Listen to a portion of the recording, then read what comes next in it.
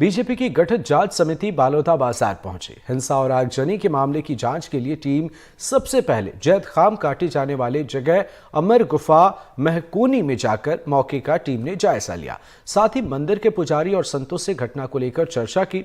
Circuit house में अधिकारियों के साथ बैठक की। इसके बाद जनप्रतिनिधियों से कलेक्ट्रेट और एसपी कार्यालय में तोड़फोड़ और आगजनी की घटना की जानकारी ली।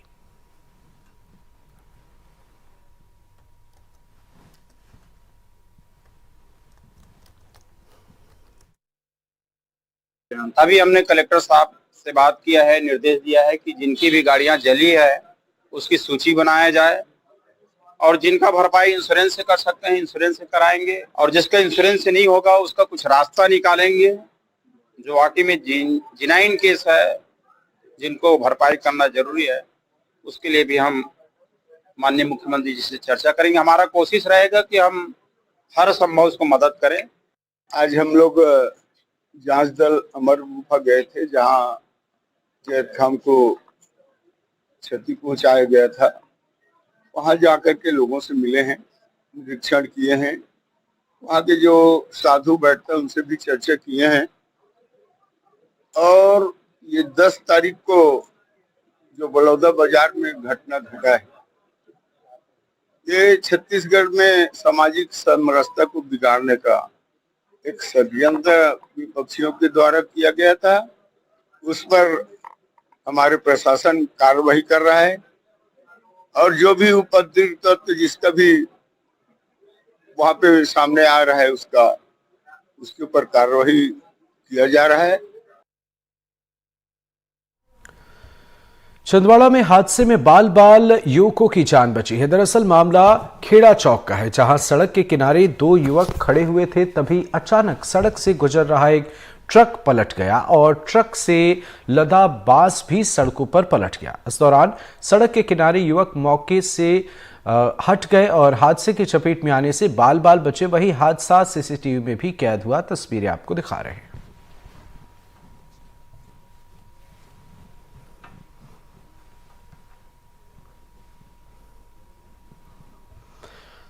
तस्वीरें आपके सामने हैं और आप समझ सकते हैं किस तरीके से अगर ऊपर वाला मेहरबान है तो आपकी जान बच सकती है। ये देखिए कुछ सेकंड का फर्क है और अगर बच्चे यहां से नहीं भागते हुए अपनी तरफ आते हुए इस गाड़ी और इस कह सकते हैं कि इस मुश्किल हालातों को समझकर वे यहां से एक तरफ आए, अगर वे नहीं भाग पाते कि क्या कुछ हो सकता है कुछ सेकंड बाद, तो शायद आज वे यहां सही सलामत नहीं होते।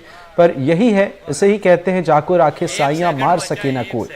तो ये देखिए तस्वीर और इस हादसे में आप देख सकते हैं एक स्कूटी भी किनारे है, वो भी सुरक्षित है। बस इसकी चपेट में 2 गाड़ियां जो है वहां पर आई हैं। गनीमत की बात यह है कि 2 युवक यहां पर इसकी चपेट में आ सकते थे। वे कुछ सेकंड के अंतराल का उन्हें मौका मिला और वे यहां से एक तरफ आ जाते हैं और बच जाते हैं। तो उन्हें भी ऐसा लग रहा होगा कि आज वे काल के सामने से वापस अपने घर लौट रहे हैं। कुछ ऐसी ही ये तस्वीरें हैं और तस्वीरें कुछ ऐसे ही मुश्किल को बयां कर रही हैं। अगर आप के कोई जानने वाले होते तो आप भी आज हैरत में होते और आप उनसे बातचीत इस मसले पर कर रहे होते। तस्वीरें आपके सामने छिंदवाड़ा की।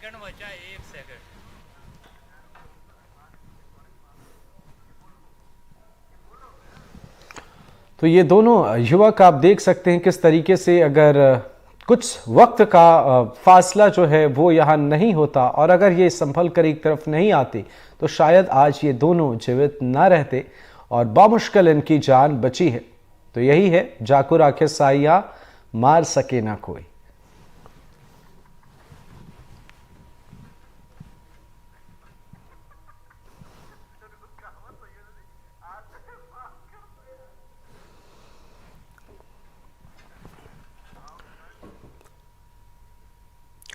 जबलपुर जिले में बदमाशों के हौसले बुलंद हैं। बदमाशों ने बड़े पत्थर इलाके में शराब की दुकान में घुसकर जमकर मारपीट की और शराब दुकान के कर्मचारी पर तलवार से हमला भी किया। इसके चलते कर्मचारी गंभीर रूप से घायल हैं। रुपयों की मांग कर रहे थे बदमाश। इस मामले में पुलिस में पहले भी शिकायत की जा चुकी है, लेकिन पुलिस ने तब मामले पर संज्ञान नहीं लिया था। पुलिस मामले की जांच में जुटी हुई है। ये तस्वीरें खाकी के खौफ पर सवालिया निशान खड़े कर रही हैं।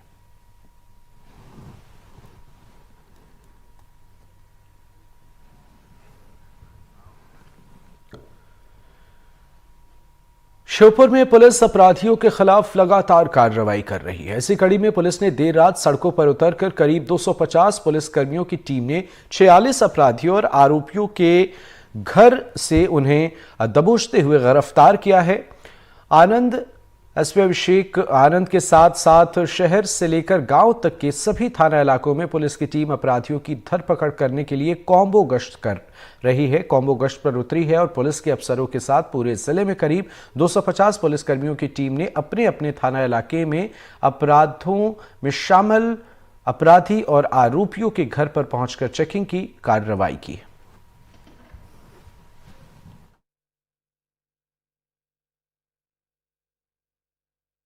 इसमें मुख्य उद्देश्य ये है कि लगातार जो है इस पे जो आरोपी हैं, अपराधी है, फरारी हैं, उनके खिलाफ कड़ी से कड़ी कार्रवाई की जाए। साथ ही जिला बदर का जो आदेश होता है तो उसमें जो आदेश के तहत उनको जिला की सीमा में से निष्कासित किया जाता है, तो उस आदेश का जो है तामील किया जाए। हम लगातार इस तरह से ये कार्रवाई जो श्योपुर पुलिस की आगे भी इस तरह से जारी रहेगी। इंदौर से हत्या का मामला सामने आया है, जहां चत्रीपुरा थाना क्षेत्र के अर्जुनपुरा मल्टी में एक शख्स की चाकू मारकर हत्या कर दी गई। शख्स जेल से छूटा था और जेल से छूटने के बाद 6 से ज्यादा बदमाशों ने शख्स की हत्या कर दी। पुलिस के मुताबिक मृतक रोहित क्षेत्र का नामी बदमाश है और उस पर एरोड्रम थाने में आधा दर्जन से ज्यादा मामले दर्ज हैं, जिसके चलते पुलिस ने जिला बदर भी उसे किया था। लेकिन जिला बदर की अवधि में आरोपी क्षेत्र में घूमता दिखा तो पुलिस ने उसे गिरफ्तार कर जेल भेज दिया था और जेल से बाहर आते ही उसकी हत्या कर दी गई। फिलहाल पुलिस मामले की जांच में जुटी है। एरोड्रम थाना क्षेत्र में एक रोहित कसेरा नामक व्यक्ति है, जिसके अपने 4 साथियों के साथ में विवाद होने पर मारपीट हुई थी। मारपीट के बाद में इसको एमआई में भर्ती कराया गया था। ऊपर से कोई ज़्यादा चोट नहीं थी, लेकिन बाद में हेड इंजरी होने के कारण संभवतः इसकी मृत्यु हुई है। उसमें ये रोहित कसेरा स्वयं भी आदतन अपराधी रहा है और इसको जिला बदर किया गया था। जिला बदर की अवधि में इसको उल्लंघन करने के आरोप में गिरफ्तार भी किया गया था और उसके सज़ा जेल से छूटने के बाद ये जो घटना हुई है, तो कुछ साथी हैं इसके 4 लोग, इनसे विवाद हुआ है इसका और उसी पे मारपीट हुई है। मारपीट के बाद में हत्या हुई है। आरोपियों की तलाश में पार्टी गई हुई है। खबर मैहर से, जहां देवीजी पहाड़ी पर मिले कंकालों की पहचान हो गई है। कंकाल मां और 2 बेटों के बताए जा रहे हैं। बताया जा रहा है कि करीब 6 महीने पहले सीधी जिले के रामगढ़ से ये परिवार मां शारदा के दर्शन करने के लिए आया था और दर्शन के बाद से ये घर नहीं लौटे। वह इस मामले में एक चौंकाने वाला पहलू ये भी है कि मृतकों के संबंध में सीधी जिले के किसी भी थाने में गुमशुदगी की रिपोर्ट तक दर्ज नहीं कराई गई थी। पुलिस ने जिस वक्त पहाड़ी का दौरा किया, दोनों भाइयों के शव फांसी के फंदे से लटक रहे थे, जबकि महिला का शव जमीन पर पड़ा था।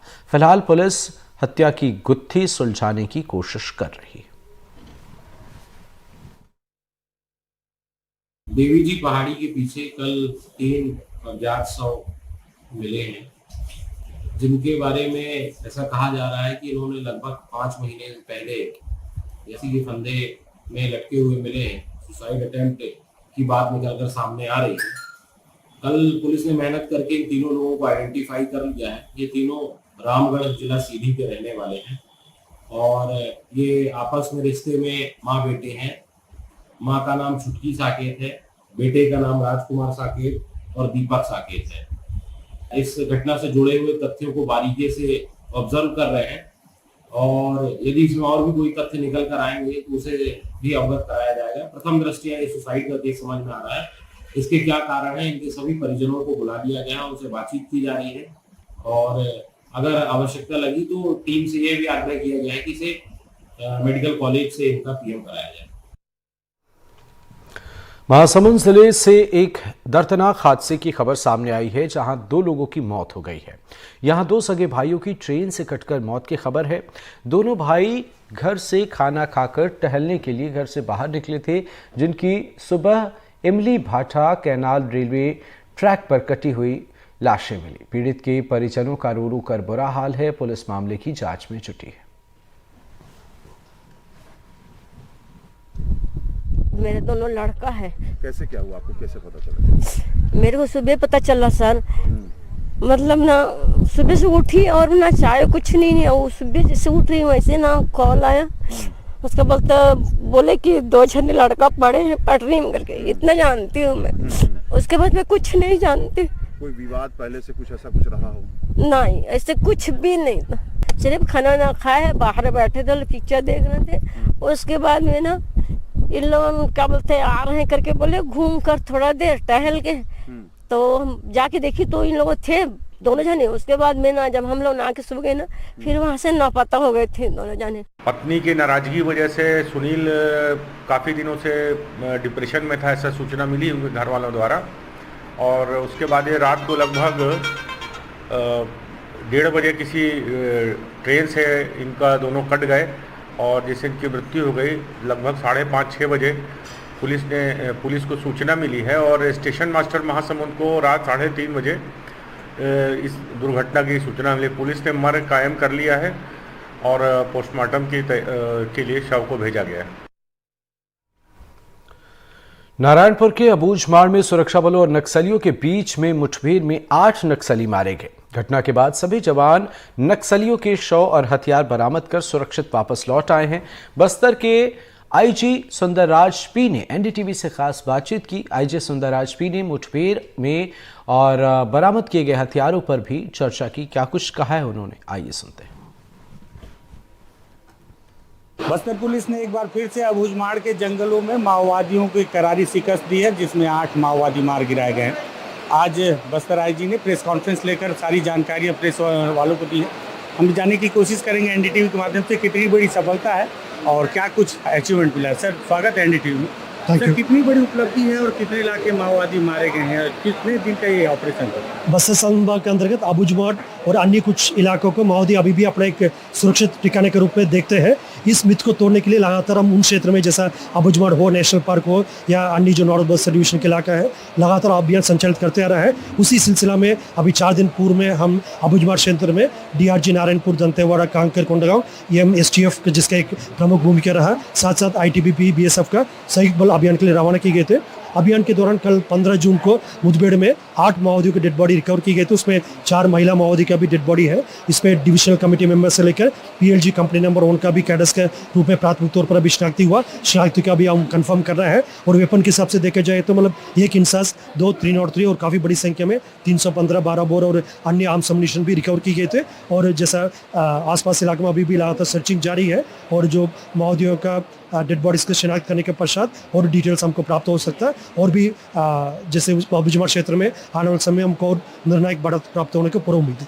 सर, जिस तरह से लगातार ऑपरेशन चल रहे हैं, एक चीज़ देखने में आ रही है कि जवान बहुत दूर तक जंगलों में अंदर पैदल जा रहे हैं और बहुत कोर इलाके तक जाकर ऑपरेशन कर रहे हैं, वो जो माओवादियों का गढ़ माना जाता है। उसके बावजूद भी सर कोई बड़ा कैडर अब तक नहीं मारा जा रहा है या गिरफ्तारी नहीं हो पा रही, तो क्या लग रहा है सर कि बड़े कैडर क्या बस्तर छोड़कर तो नहीं चले गए? वर्ष 2024 में हमारे एक प्रमुख लक्ष्य थे, मतलब माओवादियों का जो मिडिल लेवल और हायर लेवल का कैडर्स को भी खिलाफ प्रभावी रूप से कार्रवाई करने का, उसी को हम काफ़ी हद तक उसमें अचीव भी किया है। क्योंकि वर्ष 2024 में देखा जाएगा काफ़ी स्टेट लेवल कमेटी, साथ साथ जो डिविजनल कमेटी, एरिया कमेटी और पीएलजी जो फॉर्मेशन है, आमतौर पर जो सुरक्षा बल की पहुंच से बाहर रहते हैं। यदि सीआरसी कंपनी कमांडर सागर की बात करेंगे, जिसके डेड बॉडी बीजापुर में रिकवर की गए थे, और जैसा अन्य जो स्टेट लेवल कमेटी मेंबर्स जैसा जोगन्ना है, और भी जैसे divisional committee member PLG company number 1 का, जिसका डेड बॉडी अभी कल वाला मुठभेड़ में रिकवर की गए थे। और काफ़ी बड़ी संख्या में जो पीएलजी बैटल नंबर 1 का भी मतलब माओवादी के खिलाफ भी प्रभावी कार्रवाई की गई थे। इस प्रकार माओवादी के टॉप लेवल और मिडिल लेवल लीडर्स के ऊपर भी कार्रवाई की गई थे। ये जरूर मतलब सेंट्रल कमेटी मेंबर्स का अभी तक हमारा जो टारगेट है उसकी को लेकर हम आगे बढ़ रहे हैं। उसमें भी आने वाले समय हमें पूरा उम्मीद है, मतलब उसमें भी हमें एक निर्णायक बढ़त प्राप्त हो सकता है। सर, बड़े बड़े वेपन एक रिकवर हुए हैं। साथ ही साथ एनडीटीवी ने इस खबर को प्रमुखता से दिखाया था कि लोहे के कारतूस भी अब माओवादी बना रहे हैं, फिर से रिकवर। तो ये लोहे के कारतूस किस हथियार में सर, एक बार आप बता दें अगर इस्तेमाल होते हैं, और हथियार जो कौन कौन से? जैसे माओवादी द्वारा प्रमुख रूप से आजकल सुरक्षा बल के विरुद्ध में बीजीएल लॉन्चर्स और शेल्स की इस्तेमाल करते हैं। बाकी और भी वेपन है जैसा LMG से लेकर इंसास AK-47 अन्य ग्रेड वेपन्स का इस्तेमाल करते हैं और 12 बोर और बर्मार को भी इस्तेमाल करते हैं। लेकिन आजकल जो IED के साथ साथ BGL शेल्स और लॉन्चर्स को प्रमुख रूप से माओवादी द्वारा सुरक्षा बल के विरुद्ध में इस्तेमाल की जा रही है। जो लोकली फैब्रिकेटेड जो इसका अम्युनिशन है उसको इस्तेमाल करके जो माओवादी द्वारा जो BGL जो वेपन है इसमें भी शेल के रूप में इस्तेमाल करके जो BGL जो शेल्स को यूज़ करके सुरक्षा बल के खिलाफ नुकसान पहुंचाने के उनके एक साजिश रहते हैं। हाल फिलहाल के मुठभेड़ में काफ़ी बड़ी संख्या में BGL लॉन्चर्स और शेल्स भी सुरक्षा बल द्वारा रिकवर की गई है। सर तेज बारिश हो रही है, एक सवाल और इस पे लाजमी है कि मानसून सर पर है, क्या ऐसे समय में मानसून के समय में भी इतने बड़े ऑपरेशन लॉन्च कर पाना संभव हो पाएगा? आपने कहा था कि बड़े बड़े ऑपरेशन मानसून में भी किए जाएंगे। विगत वर्षों में भी मानसून की अवधि में भी हमारा अभियान निरंतर रूप से जारी रहा।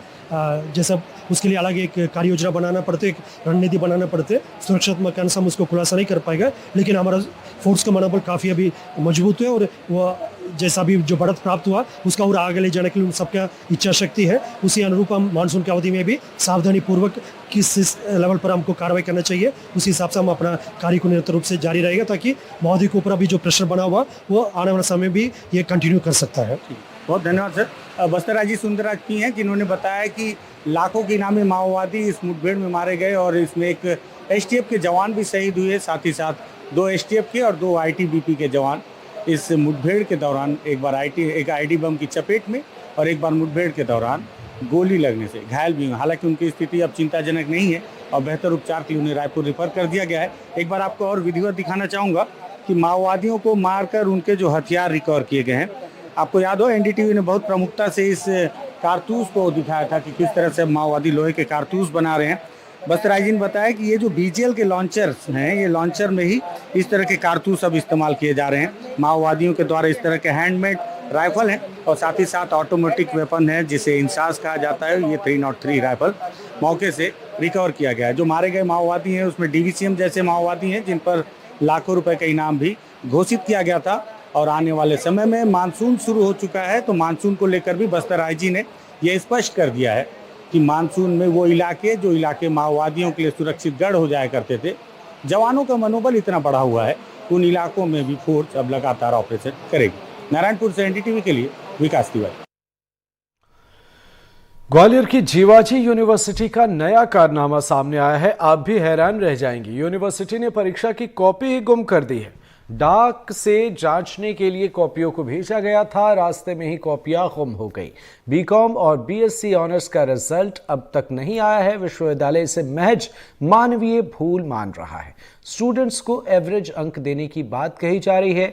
जीवाजी यूनिवर्सिटी को हासिल है AA+ ग्रेड। तो अब सोचिए कि NAC से इतना अच्छा ग्रेड मिलने के बाद भी अगर डाक के ज़रिए कॉपियाँ भेजी जा रही हैं और उसकी सुरक्षा का कोई ख्याल नहीं है, वो रास्ते में गुम हो जा रहे हैं और बच्चों को एवरेज मार्किंग की जा रही है, तो ये सारी चीज़ें अपने आप में कई सवाल खड़े करता है। एवरेज मार्किंग में मुश्किल ये है कि जिन बच्चों ने बहुत अच्छा नंबर जिन्हें लाना था उनकी भी एवरेज मार्किंग हो जाएगी। जो बच्चे फेल होने वाले थे वे भी अब पास हो जाएंगे। A++ NAC से इन्हें हासिल है जीवाजी यूनिवर्सिटी को, पर कॉपियाँ जो हैं वो डाक के जरिए भेजी जा रही है। अब जरा सोचिए कि जो रास्ते में कॉपियाँ गुम हो गई हैं, ऐसा भी हो सकता था कि किसी जानने वाले को वो कॉपियाँ मिल जाती, तब सोचिए कि रिजल्ट में कितना अंतर हो सकता था।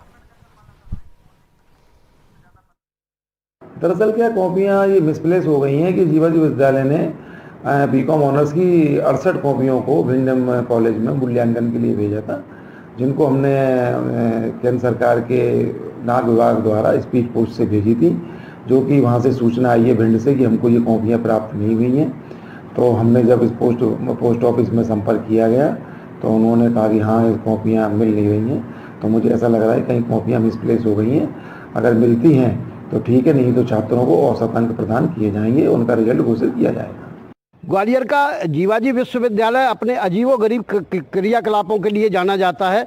इस बार एक और नया मामला सामने आया है कि जब बच्चे अपना परीक्षा का रिजल्ट आने का इंतज़ार कर रहे हैं और अभी नया सेशन शुरू होने जा रहा है, उसी बीच ये पता चलता है कि विश्वविद्यालय की जो बच्चे परीक्षा दे चुके थे, BCom ऑनर्स के बच्चे थे, BA ऑनर्स BSc ऑनर्स के बच्चे थे, उनकी कॉपियाँ ही गायब हो गई हैं। अब ये कोई मतलब छुपा मामला नहीं है, ये सबको पता चल चुका है कि ग्वालियर जीवाजी विश्वविद्यालय से जुड़े हुए उसकी दर्जनों छात्रों की कापियां गायब हैं। अब विश्वविद्यालय इसमें ये बताने को स्थिति में नहीं है कि आखिर उन्होंने किस सिक्योरिटी के साथ कॉपियां भेजी और किस सिक्योरिटी के साथ जो है कॉपियों का वापसी का उन्होंने इंतजार नहीं किया। अब उनको ग्रेस देने की बात की जा रही है, तो इससे असली दिक्कत उन बच्चों को आने वाली है जो मेधावी छात्र हैं, क्योंकि उसमें ग्रेस जब दिया जाता है तो एवरेज नंबर दिए जाते हैं और इस एवरेज नंबर से सबसे बड़ी नुकसान उन बच्चों को उठाना पड़ता है जिन बच्चों की अच्छी मेरिट आने वाली थी। अब हम कुछ बात करते हैं, हमारे साथ मौजूद है। बताइए ये क्या मामला है, किस तरह से?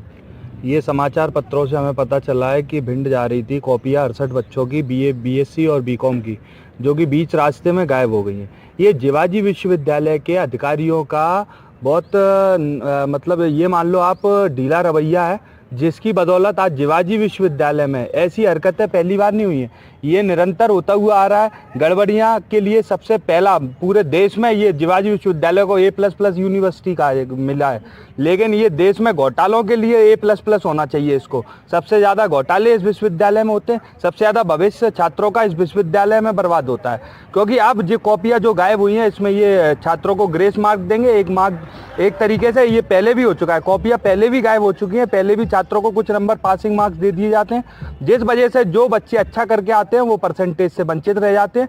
और दूसरा मुद्दा ये है कि जब कॉपियाँ गायब हुई हैं तो इसमें जिम्मेदारी किसके द्वारा भेजी गई थी, तो ये अधिकारी यहाँ के कुलपति और कुल सचिव जवाब दें कि किसको ये जिम्मेदारी दी गई थी, उस पर FIR कराएं कि ये चोरी बीच में हुई कैसे।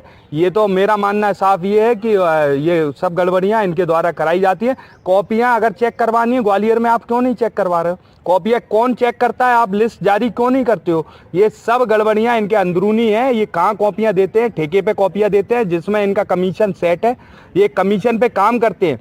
एक कॉपी 15 रुपए में चेक होती है तो 50% पैसे इन पे आते हैं, इसलिए ये कॉपी इधर उधर बेचते हैं। और ये इधर उधर बेचते ना, ग्वालियर के प्रोफेसर इतने कॉलेज है गवर्नमेंट, उनमें कॉपियाँ चेक करवाएं।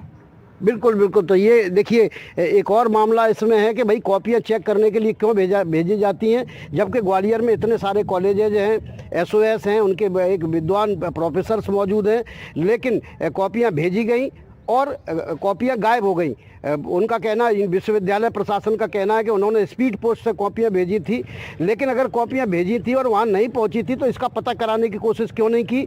फिलहाल बच्चों का भविष्य अधर में है और उन्हें जो कृपांक हैं, जो कृपा के आधार पर एवरेज अंक दिए जाना है, उस पर संतोष करना पड़ेगा, जिसमें बहुत सारे बच्चों की मेरिट बिगड़ जाएगी। ग्वालियर से देव श्रीमाली, NDTV।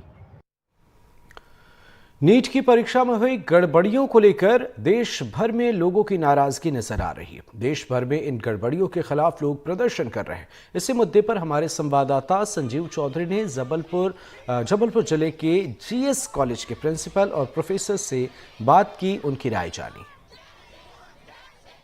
हमारे साथ प्रिंसिपल साहब है। सर, ये बताइए कि जब आपको पता चलता है कि देश के प्रतिष्ठित एग्जाम भी अब शुद्ध नहीं है, चीटिंग हो रही, कैसा महसूस करते हैं आप? देखिए, एक बच्चा कितनी मेहनत करता है ये शायद उसके बच्चे के और माता पिता से पूछना से पता चलता है कि वो कितनी मेहनत करता है।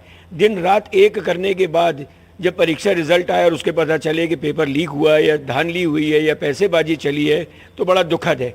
ये बच्चे का कैरियर का सवाल ही नहीं है, बच्चा किस स्ट्रेस और डिप्रेशन में जा सकता है और किस हद तक वो गिर सकता है या आत्महत्या तक करने की नौबत आ जाती है। ऐसा परीक्षा लेने का कोई औचित्य नहीं रह गया। इन परीक्षाओं को बहुत पवित्रता से, शुद्धता से लेना चाहिए। आजकल प्रत्येक प्रदेश में जो भी प्रतियोगी परीक्षाएं हो रही हैं उनमें कहीं ना कहीं परीक्षा निरस्त हो जाना, क्योंकि परीक्षा में धांधली हुई थी, पेपर लीक हो गया था, और इसके पीछे जो माफिया सक्रिय है उसको सरकारी तंत्र रोकने में विफल रहा है। ये बहुत ही दुर्भाग्य का विषय है और हमारी जो प्रशासनिक कमजोरियां हैं, अक्षमताएं हैं, वो दिनों दिन बढ़ती जा रही हैं। इस पर रोक लगाया जाना नितांत आवश्यक है और मैं NDTV परिवार को, विशेष रूप से हमारे विद्यार्थी रहे संजीव भाई को साधुवाद देता हूं कि इन्होंने इस बड़े ही समसामयिक विषय पर लोगों के विचार जानना चाहा। धन्यवाद। सर, अभी ये सुप्रीम कोर्ट ने कह दिया कि सिर्फ जिन बच्चों जो ग्रेस मार्क्स दिए गए थे उनको वापस किया जाए। आपको लगता है कि ये 23 लाख बच्चों के साथ उचित है? देखिए, ये जो परीक्षाएं जो खासकर नीट जैसी परीक्षा है जहाँ पर हम ये मान के चले भविष्य के डॉक्टर्स बनने वाले हैं, और ये माने कि इस नीट की परीक्षा में गांव-गांव के दूर दूर के लोग भी इसमें परीक्षा देते हैं, और ऐसे माँ बाप भी है जो अपने खेत को गिरवी करके इन परीक्षाओं के लिए तैयार करते हैं। और ऐसी स्थिति में जहाँ पर ये पेपर लीक हो रहा है उनको ये सुविधा दिख जाती है, और किसी तरह अगर ये बाई चांस ये सेलेक्ट हो जाते तब तो बहुत बड़ा दुर्भाग्य है हमारे देश का। इसलिए हमें ये चाहिए कि ये जो सुप्रीम कोर्ट ने ये निर्णय लिया है, ये लिया है, बहुत अच्छा है निर्णय, और इसमें ये जरूरी है कि हमें कहीं ना कहीं चेक, जो नीट की परीक्षा, ये जो प्रोफेशनल परीक्षाएं होती हैं, इस पर बहुत ज़रूरी है कि कोई ना कोई चेक रहे और जिसको देख सके।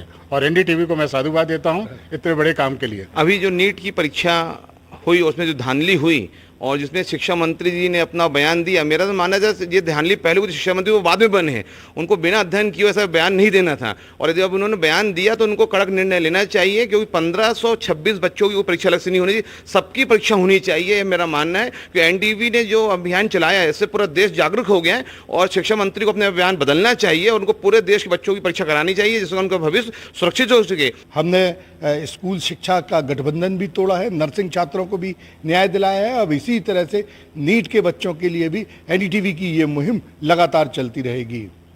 वीरेंद्र शर्मा के साथ संजीव चौधरी, एनडीटीवी के लिए।